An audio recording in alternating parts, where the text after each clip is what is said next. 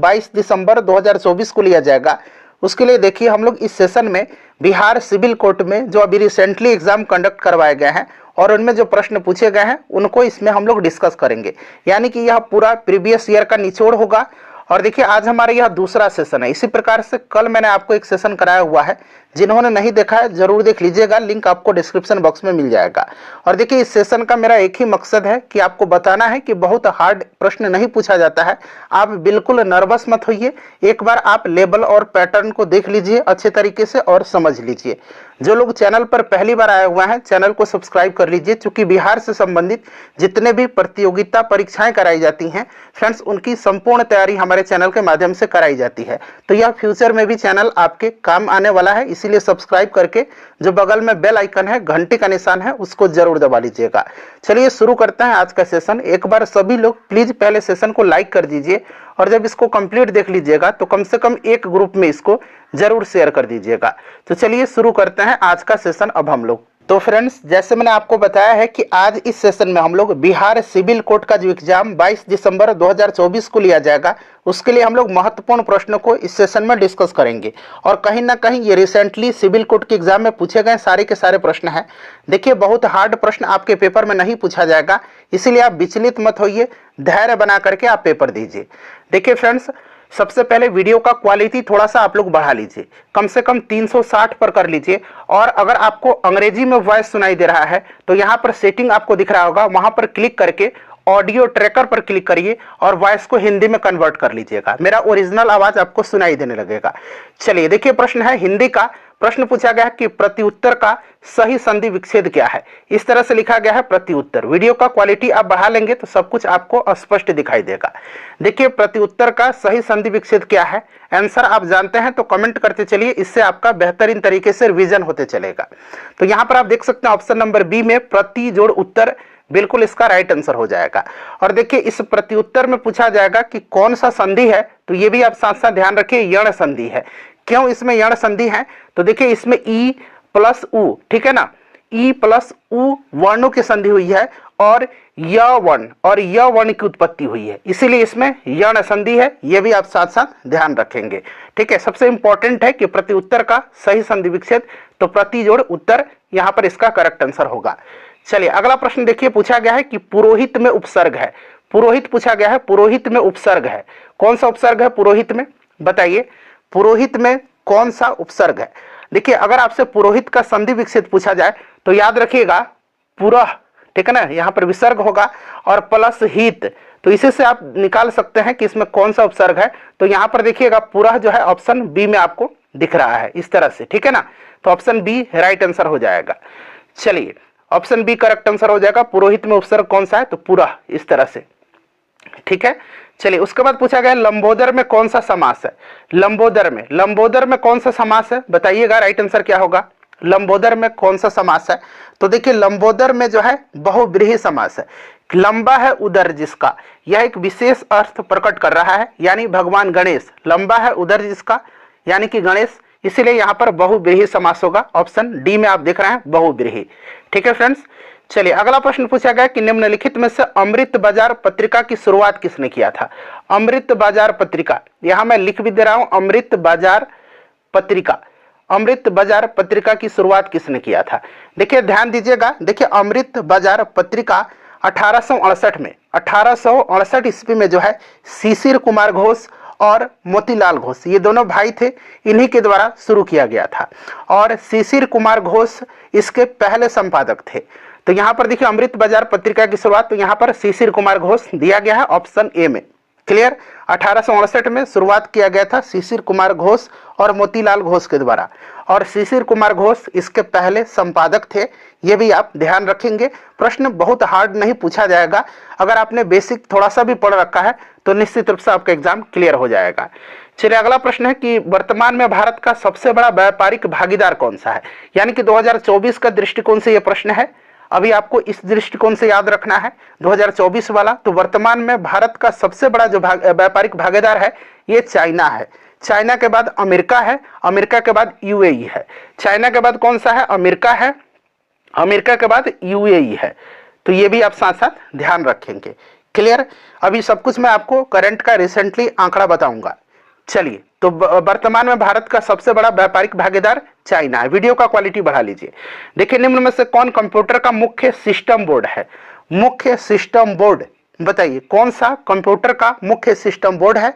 Computer के प्रश्न भी आपके एग्जाम में होंगे, बताइए। ये सारे के सारे इंपॉर्टेंट क्वेश्चन है, इसको बिल्कुल मिस मत करिए। तो फ्रेंड्स, यहाँ पर आपका राइट आंसर जो होगा वो आपका कौन सा हो जाएगा? मदरबोर्ड हो जाएगा। यहाँ पर देखिए मदरबोर्ड ऑप्शन डी में दिख रहा है। मदरबोर्ड जो है यह कंप्यूटर का क्या है? कंप्यूटर का मदरबोर्ड जो है यह मेन बोर्ड है, यानी कि मुख्य सिस्टम बोर्ड है। इसको मेन बोर्ड या फिर सिस्टम बोर्ड भी कहा जाता है, ये भी आप ध्यान रखेंगे। Clear friends. और देखिए यहाँ पर आप सीपीयू देख रहे हैं। सीपीयू जो होता है ना, ये कंप्यूटर का ब्रेन होता है, कंप्यूटर का मस्तिष्क होता है। सीपीयू का फुल फॉर्म क्या होता है? सेंट्रल प्रोसेसिंग यूनिट होता है। ये भी आप ध्यान रखेंगे। आगे यह प्रश्न पूछा भी गया है जो मैंने आपको बताया है। सीपीयू को कंप्यूटर का मस्तिष्क यानी कि ब्रेन बोलते हैं। चलिए, अगला प्रश्न देखिए पूछा गया है कि who among the following have held the office of the vice president of India, यानी कि इनमें से कौन भारत के उपराष्ट्रपति रह चुके हैं, यह आपसे पूछा गया है। 4 नाम दिया गया है: मोहम्मद हिदायतुल्लाह, फखरुद्दीन अली अहमद, नीलम संजीव रेड्डी, शंकर दयाल शर्मा। और इनमें से ऑप्शन आपको बताना है, ठीक है ना, चुन करके कि कौन जो है भारत के उपराष्ट्रपति रह चुके हैं। तो देखिए भारत के उपराष्ट्रपति कौन रहे हैं, तो याद रखिएगा फ्रेंड्स, कौन रहे हैं तो मोहम्मद हिदायतुल्लाह पहला, ठीक है ना। उसके बाद देखिएगा शंकर दयाल शर्मा चौथा, ठीक है। तो यहाँ पर बाकी ये राष्ट्रपति रहे हैं। तो पहला और चौथा ऑप्शन बी में आपको दिख रहा है।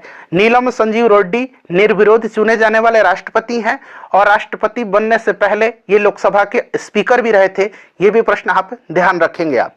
चलिए, नेक्स्ट क्वेश्चन है हमारा। देखिए, वर्तमान में नीति आयोग का सीईओ पूछा गया है। थोड़ा सा वीडियो का क्वालिटी बढ़ा लीजिएगा ना, तो फ्रेंड्स दिखाई देगा, प्लीज थोड़ा सा बढ़ा लीजिए। नीति आयोग का सीईओ पूछा गया है। सीईओ यानी कि चीफ एग्जीक्यूटिव ऑफिसर, मुख्य कार्यकारी अधिकारी। तो वर्तमान में नीति आयोग के सीईओ जो हैं ये वीवीआर सुब्रमण्यम है, ठीक है ना, याद रखिएगा वीवीआर सुब्रमण्यम। क्लियर। तो ऑप्शन में देखिए यहाँ पर वीवीआर सुब्रमण्यम दिया गया है, ऑप्शन बी राइट आंसर होगा। और इसके अध्यक्ष प्रधानमंत्री मोदी हैं। उपाध्यक्ष कौन है तो सुमन बेरी हैं, डॉक्टर सुमन बेरी, याद रखिएगा आप। चलिए, अगला प्रश्न पूछा गया है कि उत्कर्ष का विशेषण क्या होगा। उत्कर्ष का विशेषण पूछा गया है। उत्कर्ष का विशेषण क्या होगा, तो उत्कर्ष का विशेषण पूछा गया है तो विशेषण उत्कृष्ट हो जाएगा। तो ऑप्शन सी में आप देखना उत्कृष्ट यहां पर दिया गया है। चलिए फ्रेंड्स, अगला प्रश्न देखिए क्या पूछा गया। पूछा गया है कि निर्वासित में प्रत्यय कौन सा है। निर्वासित में प्रत्यय, ये प्रत्युत्तर वाला में हमने कर लिया है जो आपको ऊपर आधा कटा हुआ दिखाई दे रहा है। निर्वासित में पूछा गया कौन सा प्रत्यय है। निर्वासित में बताइए, तो प्रत्यय जो है ये बाद में लगता है, उपसर्ग पहले लगता है, तो बाद में तो इत प्रत्यय है। यहां पर देखिए इत प्रत्यय निर्वासित में दिया भी गया है, ठीक है। चलिए, उसके बाद देखिए पूछा गया है कि जिजीविसा का अर्थ क्या होगा। यहां मैं लिखता हूं जिजीविसा। जिजीविसा का अर्थ क्या है। जिजीविसा, तो जिजीविसा का अर्थ होता है जीने की चाह, यानी कि जीने की इच्छा, जीवन की इच्छा। ऑप्शन बी में आप देख रहे हैं, ठीक है, जीने की चाह या जीवन की इच्छा, ऑप्शन बी राइट आंसर होगा। चलिए, अगला पूछा गया है कि पेट्रोलियम उद्योग में मुख्य शुद्धिकरण यानी कि पृथक्करण कार्यविधि क्या है। पेट्रोलियम उद्योग में तो कच्चे तेल को, जो कच्चे तेल है उनका शुद्धिकरण किया जाता है आंशिक आसवन से। यहाँ पर देखिए आंशिक आसवन दे रखा है। क्लियर। तो पेट्रोलियम उद्योग में मुख्य शुद्धिकरण कार्यविधि जो है ये आंशिक आसवन है, इसे आप ध्यान रखेंगे। चलिए, अगला प्रश्न पूछा गया है कि गरिमा का विलोम क्या होगा। गरिमा का विलोम, तो गरिमा का विलोम जो होगा ये लघिमा होगा। क्या होगा, लघिमा गरिमा का विलोम होता है, ठीक है। यहाँ पर देखिए जिजीविसा का अर्थ अभी हमने बता दिया, जीवन की इच्छा, ठीक है। चलिए, अगला प्रश्न पूछा गया कि निम्न में से कौन ओपन सोर्स सॉफ्टवेयर नहीं। देखिए प्रश्न को एक बार फिर से पढ़िए, निम्न में से कौन सा ओपन सोर्स सॉफ्टवेयर नहीं है, नहीं पूछा गया है। देखिए ओपन सोर्स सॉफ्टवेयर होता क्या है, तो कंप्यूटर का एक ऐसा सॉफ्टवेयर होता है जिसे सार्वजनिक रूप से डेवलप किया जाता है और पब्लिक के लिए यानी कि जनता के लिए मुफ्त में अवेलेबल कराया जाता है, उपलब्ध कराया जाता है, ठीक है। इसमें से देखिए लाइनक्स है, ये आपका ओपन सोर्स सॉफ्टवेयर है। मोजिला फायरफॉक्स है, एंड्रॉयड भी है, ठीक है ना। उसके बाद बात करें तो वर्ड प्रेस भी होता है। वर्ड प्रेस याद रखिएगा, वर्ड प्रेस भी ओपन सोर्स सॉफ्टवेयर होता है। माइक्रोसॉफ्ट ऑफिस नहीं है, माइक्रोसॉफ्ट ऑफिस, ठीक है। चलिए, देखिए जगदीशपुर के किस व्यक्ति ने 1857 ईस्वी के विप्लव में क्रांतिकारियों का नेतृत्व किया था? बिहार का यह बिल्कुल फेवरेट क्वेश्चन है और हर एग्जाम में पूछा जाता है, आपको भी पता होगा। कुंवर सिंह राइट आंसर हो जाएगा, ठीक है, कुंवर सिंह करेक्ट आंसर हो जाएगा। चलिए उसके बाद देखिए लॉर्ड हार्डिंग ने बंगाल विभाजन रद्द किया था किस वर्ष, ये पूछा गया है। अच्छा बंगाल विभाजन हुआ था 1905 में, लॉर्ड कर्जन ने किया था, ठीक है, याद रखिएगा। और इसको रद्द किया था लॉर्ड हार्डिंग द्वितीय ने 1911 में। 1911 है यहाँ पर राइट आंसर हो जाएगा। और 1911 में ही दिल्ली को राजधानी बनाने की घोषणा किया गया था, कलकत्ता की जगह दिल्ली, और फाइनली 1912 में दिल्ली राजधानी बना था, ठीक है। घोषणा 11 में हुआ था, राजधानी बना था 1912 में। चलिए देखिए वर्तमान में राष्ट्रीय महिला आयोग की अध्यक्ष कौन है? कल वाले सेशन में भी मैंने आपको एक्स्ट्रा फैक्ट्स के तौर पर बताया था इसको। देखिए ये प्रश्न पूछा भी गया है। वर्तमान में राष्ट्रीय महिला आयोग की अध्यक्ष जो है इनका नाम है विजया रहाटकर, ठीक है ना, याद रखिएगा विजया रहाटकर या रहाटकर, जो भी याद रख ले, विजया रहाटकर याद रखिएगा, क्लियर। चलिए ये नाम याद रखिएगा, बड़ा इंपॉर्टेंट है ये नाम। चलिए अगला प्रश्न हमारा कि CAD का फुल फॉर्म पूछा गया है। तो CAD का फुल फॉर्म होता है computer aided design. Computer aided design कहां पर दिया गया है? Computer aided design, option D बिल्कुल राइट आंसर होगा। चलिए फ्रेंड्स अगला प्रश्न पूछा गया कि आइंस्टीन को नोबेल पुरस्कार मिला था। आइंस्टीन को नोबेल पुरस्कार कब मिला था? तो ये भी याद रखिएगा 1922 में मिला था। किस क्षेत्र में? तो फिजिक्स में, भौतिकी में और सापेक्षता के सिद्धांत के लिए दिया गया था। ऑप्शन ए राइट आंसर हो जाएगा इसका, ठीक है।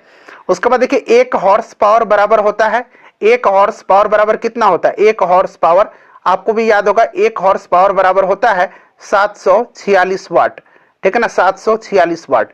ऑप्शन डी में आप देख रहे हैं 746 वाट। तो ये प्रश्न इंपॉर्टेंट है। देखिए भारत के संविधान में कौन सा अनुच्छेद भारतीय निर्वाचन आयोग की स्थापना से संबंधित है? निर्वाचन आयोग की स्थापना से संबंधित कौन सा है? बताइए राइट आंसर क्या होगा इसका। तो फ्रेंड्स ये आर्टिकल 324 है, अनुच्छेद 324। और वर्तमान में मुख्य निर्वाचन आयुक्त कौन है? Chief election commissioner. तो इनका नाम याद रखिएगा राजीव कुमार, ठीक है। चलिए उसके बाद नेक्स्ट क्वेश्चन है कि डिंग हाँकना मुहावरा है, इसका अर्थ क्या है? तो डिंग हाँकना का अर्थ क्या होता है? तो झूठी बड़ाई करना, ठीक है ना, सेखी बघारना, यहाँ पर राइट आंसर हो जाएगा सेखी बघारना, ठीक है। चलिए उसके बाद देखिए पूछा गया है कि कौन सुपर कंप्यूटिंग के जनक के रूप में जाने जाते हैं। इंपॉर्टेंट क्वेश्चन है। अच्छा वैसे कंप्यूटर का जनक तो चार्ल्स बेबेज को कहा जाता है, लेकिन प्रश्न में सुपर कंप्यूटिंग के जनक पूछा गया है। सुपर कंप्यूटिंग के जनक माने जाते हैं कौन? तो फ्रेंड्स ये माने जाते हैं सैमुअल क्रे। सैमुअल क्रे यहाँ पर दिया गया है, सैमुअल क्रे, ठीक है ना, सैमुअल क्रे, सैमुअल क्रे याद रखिएगा, ठीक है ना। इनको कहा जाता है सुपर कंप्यूटिंग के जनक, फादर ऑफ सुपर कंप्यूटिंग। और वैसे कंप्यूटर का जनक कहा जाता है चार्ल्स बेबेज को। चलिए अगला प्रश्न पूछा गया है कि शुद्ध वर्तनी का चयन करें, यानी कि प्रतिवादी लिखा गया है। प्रतिवादी कैसे लिखा जाएगा बताइए। तो इस तरह से जो प्रतिवादी लिखा गया है ना, ये वाला सही लिखा गया है प्रतिवादी। तो कहां पर प्रतिवादी इस तरह से लिखा गया? ऑप्शन ए में, ठीक है, ये वाला प्रतिवादी सही लिखा गया है। अगला प्रश्न है कि भारत के संविधान का कौन सा अनुच्छेद भारतीय निर्वाचन आयोग की स्थापना से संबंधित है? ये मैंने आपको करा दिया, आर्टिकल 324 याद रखिएगा। उसके बाद देखिए शिफ्ट, CTRL, ALT निम्न में से किस श्रेणी के उदाहरण है?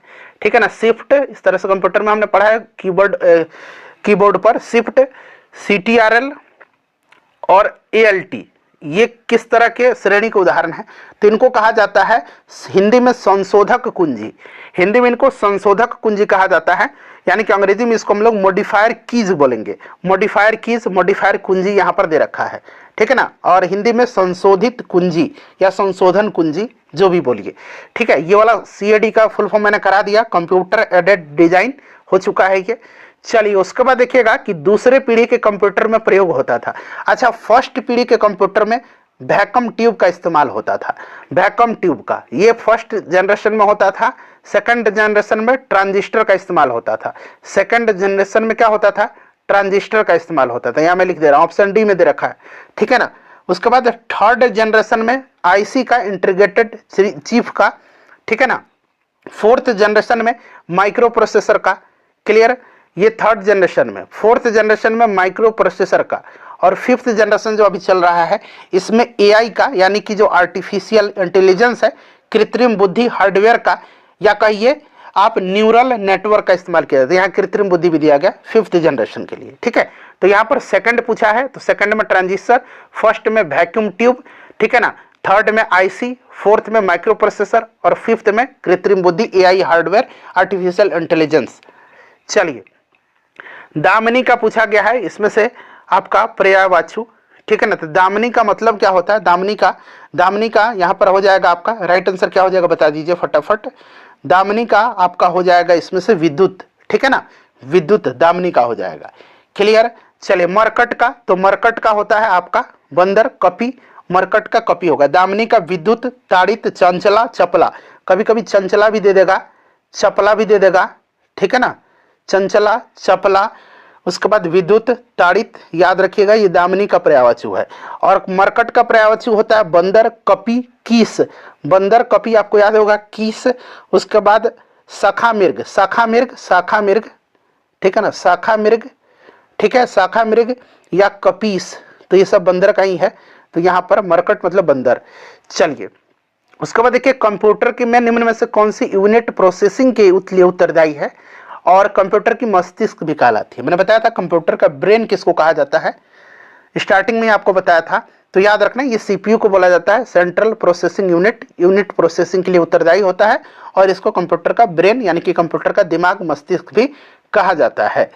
चलिए, अगला प्रश्न पूछा गया कि desktop computers, laptop computers, tablet और स्मार्टफोन्स विभिन्न प्रकार के किसके उदाहरण हैं? तो देखिए, जो डेस्कटॉप कंप्यूटर्स होते हैं, लैपटॉप कंप्यूटर्स होते हैं, टैबलेट होते हैं और स्मार्टफोन्स जो होते हैं, ये किस प्रकार के कंप्यूटर हैं? Super computer, main frame, micro, mini, किसके उदाहरण हैं? तो ये माइक्रो कंप्यूटर के उदाहरण होते हैं, ये सारे माइक्रो कंप्यूटर्स हैं, ठीक है। अच्छा, बात यहाँ पर सुपर कंप्यूटर्स की आई हुई है, सुपर कंप्यूटर्स भी है, तो आपको याद रखना भारत का सबसे तेज सुपर कंप्यूटर जो है ये ऐरावत है अभी, ये भी आप ध्यान रखेंगे, ठीक है। चलिए, अगला प्रश्न कर लेंगे अब हम लोग। चलिए, नेक्स्ट क्वेश्चन है, ये वाला हो गया हमारा desktop computer, laptop computer, tablet, smartphone, ये सब माइक्रो कंप्यूटर्स है। अगला प्रश्न है कि इनमें से कौन 1946 में स्थापित अंतरिम सरकार का सदस्य नहीं था? अच्छा देखिए, बिहार से अंतरिम सरकार में राजेंद्र प्रसाद को खाद्य और कृषि मंत्रालय दिया गया था और जगजीवन राम को श्रम मंत्रालय दिया गया था। तो यहाँ पर जगजीवन राम है, सरदार बलदेव सिंह है, जॉन मथाई है, अच्युत पटवर्धन नहीं होगा, ठीक है ना, याद रखिएगा। क्लियर। चलिए, उसके बाद नेक्स्ट क्वेश्चन है कि which of the following soil, यानी कि इनमें से, देखिए मैं हिंदी में बोल रहा हूं, इनमें से कौन सी मिट्टी जो है वो मोस्ट सुटेबल है, यानी कि सबसे अच्छा है कॉटन के यानी कि कपास के उत्पादन के लिए, कल्टीवेशन के लिए, कपास की खेती के लिए? बताइए कौन सी मिट्टी कपास की खेती के लिए सबसे ज्यादा सुटेबल है? तो आपको पता है ये रेगुर मिट्टी है, रेगुर मिट्टी, इसको काली मिट्टी भी कहा जाता है, ठीक है ना, काली मिट्टी। यहाँ पर देखिए रेगुर मिट्टी दिया गया है। चलिए, उसके बाद देख लीजिएगा कि निम्नलिखित प्रत्येक 4 विकल्पों में से बेमेल असंगत शब्द छांटना है। इसमें से आपको पहला है, दूसरा है, तीसरा, 3 क्वेश्चन है, ठीक है ना, पहला, दूसरा, तीसरा, बताइए कौन सा इसमें से इन चारों में से बेमेल है, पहले ये बताइए।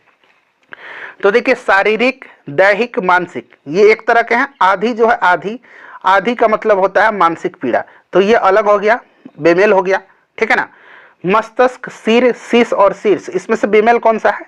तो मस्तक, सिर, शीश, शीर्ष बेमेल हो गया। क्लियर। चलिए, कठिनाई, जटिलता, समस्या, ये एक जैसे है ना, कठिनाई, जटिलता, समस्या। खेद अलग हो गया, तो खेद यहाँ पर राइट आंसर हो जाएगा इसका। एक बार और देख लीजिए, ठीक है ना, इसमें से आधी हो जाएगा, इसमें से शीर्ष हो जाएगा, इसमें से आपका खेद हो जाएगा, ठीक है। ये एक प्रश्न है, ये दूसरा प्रश्न है, ये तीसरा प्रश्न है। क्लियर हो गया, बेमेल छांटना था।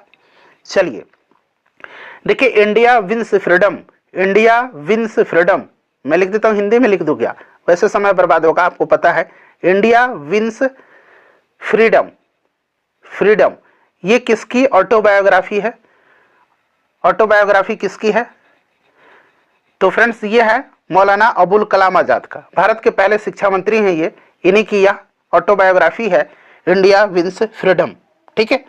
चलिए, उसके बाद देख लीजिएगा कि जनवरी 2015, अब देखिए ये 2015 का क्वेश्चन है, तो अभी आपको क्या याद रखना है, अभी रिसेंटली आपको याद रखना है कि रेपो रेट जो है आरबीआई के द्वारा कितना मॉडिफाई किया गया है। तो वर्तमान में आरबीआई के द्वारा रेपो रेट बताया गया 6.50%, ये आप याद रखिएगा, ठीक है ना। रेपो रेट में कोई चेंजिंग नहीं किया गया अभी दिसंबर तक, यही याद रखना है 6.50, ठीक है। चलिए, उसके बाद देखिए पूछा गया जीरोप्लैथेलमिया, हमने पढ़ा है ना, जीरोप्लेथेलमिया, यह एक प्रकार का रोग है, ठीक है। और ये किसकी कमी से होता है? जीरोप्लेथेलमिया और रतौंधी, ठीक है ना। आपको पता है ये दोनों किसकी कमी से होते हैं? जीरोप्लेथेलमिया और रतौंधी, ये विटामिन ए की कमी से होते हैं। विटामिन ए का रासायनिक नाम रेटिनॉल होता है, याद रखिएगा। विटामिन B12 इसी में कोबाल्ट पाया जाता है, विटामिन B12 में, और इसकी कमी से एनीमिया होता है। विटामिन सी की कमी से स्कर्वी होता है, क्लियर। विटामिन के की कमी से रक्तस्राव की समस्या होती है, क्लियर, ठीक है। चलिए उसके बाद देखिए, which country is called the sugar bowl of the world, यानी कि sugar bowl of the world, चीनी का कटोरा किसको कहा जाता है? संसार का चीनी का कटोरा, तो फ्रेंड्स ये क्यूबा को कहा जाता है, ठीक है। चलिए उसके बाद देखिए अगला प्रश्न पूछा गया कि dry ice is nothing but, यानी कि सूखा बर्फ, बर्फ बोलते हैं इसको, सूखी बर्फ या सूखा बर्फ, ये क्या है? Dry ice. तो सूखा बर्फ जो है ना, ये आपका क्या है? ये कार्बन डाइऑक्साइड है। तो यहां पर देखिए कार्बन डाइऑक्साइड दिया गया है, कार्बन डाइऑक्साइड, ठीक है, कार्बन डाइऑक्साइड याद रखिएगा। तो ये सॉलिड कार्बन डाइऑक्साइड है, ठीक है ना। सूखा बर्फ क्या है? ठोस कार्बन डाइऑक्साइड, यहां भी कार्बन डाइऑक्साइड है, तो ये सॉलिड कार्बन डाइऑक्साइड है, ठीक है। चलिए उसके बाद देखिए 7वां ब्रिक्स समिट, अच्छा अभी 2024 में रसिया में हुआ है, यहाँ पर 7वां भी रसिया में हुआ था। तो अभी वाला आपको याद रखना, जो अभी 16वां ब्रिक्स था ये भी रसिया में हुआ है, और रसिया के कजान शहर में हुआ। वही पूछा गया है प्रश्न में कि 7वां जो ब्रिक्स समिट था वो रसिया के किस शहर में हुआ था। तो अभी आपको 16वां याद रखना, 16वां कजान रूस में हुआ है, ठीक है ना, रूस के कजान में, याद रखिएगा, बड़ा इंपॉर्टेंट है। चलिए उसके बाद देख लीजिएगा कि which of the following planet does not have satellite, यानी कि किस ग्रह के पास कोई भी उपग्रह नहीं है, बताइए। तो ऐसे 2 ग्रह हैं जिनके पास उपग्रह नहीं है, एक तो बुध है और एक शुक्र है। तो यहाँ पर शुक्र दे रखा है, वेनस शुक्र, ठीक है ना, और एक आपको बुध याद रखना है। बुध और शुक्र के पास कोई भी उपग्रह नहीं है, ठीक है। शुक्र को आपको पता है पृथ्वी की जुड़वा बहन, पृथ्वी की भगनी, सांझ का तारा, भोर का तारा, यानी कि इवनिंग और मॉर्निंग स्टार कहा जाता है।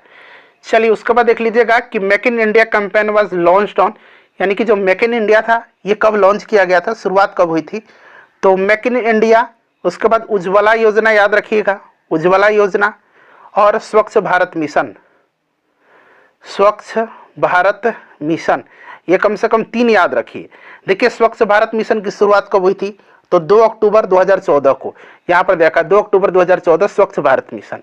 उज्ज्वला योजना की शुरुआत कब हुई थी? तो 1 मई 2016, 1 मई 2016। और यहाँ पर मेक इन इंडिया की शुरुआत हुआ था सितंबर 25, 2014 को, यानी कि 25 सितंबर 2014 को। सब कुछ क्लियर हो रहा है। चलिए उसके बाद नेक्स्ट क्वेश्चन है कि which article of the constitution define the duties of chief minister, यानी कि जो मुख्यमंत्री का कर्तव्य है, ड्यूटीज है, वो कौन सा आर्टिकल डिफाइन करता है, कौन सा अनुच्छेद? तो यह अनुच्छेद कोई और नहीं बल्कि अनुच्छेद 167 है, याद रखिए, ठीक है। चलिए उसके बाद देखिएगा कि पर्यायवाची शब्द इसमें से बताना है। तो स्वर्ग का पर्यायवाची यहाँ पर धौ दे रखा है, धौ ये होगा आपका, ठीक है ना, चूंकि ब्रह्मांड यमलोक नरक तो होगा नहीं स्वर्ग का पर्यायवाची, तो धौ हो जाएगा। भागीरथी का पर्यायवाची, तो भागीरथी का पर्यायवाची बताइए।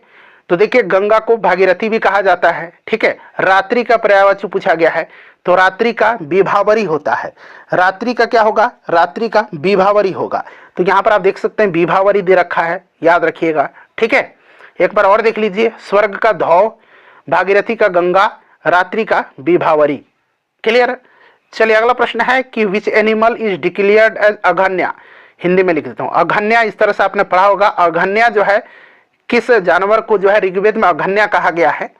अघन्या मतलब न मारने योग्य, तो यह गाय को कहा गया, गाय को, काऊ को, गाय जो है इसको ऋग्वेद में अघन्या कहा गया है, ठीक है।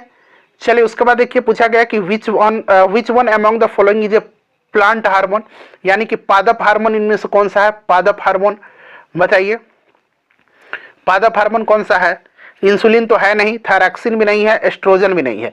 जिब्रेलिन जो है, जिब्रेलिन यहाँ पर देख रहे हैं, ये पादप हार्मोन है, जिब्रेलिन, ठीक है ना। उसके बाद देखिए फ्लोरोजिन्स जो फूल खिलाने में उत्तरदायी है, फल पकाने के लिए एथिलीन हार्मोन है, पौधों में पाया जाता है। कोशिका विभाजन के लिए पौधों में साइटोकाइनिन हार्मोन पाया जाता है, ठीक है। तो ये सब याद रखिएगा, ये पादप हार्मोन जो मैंने बताया है, जिब्रेलिन इसका राइट आंसर होगा।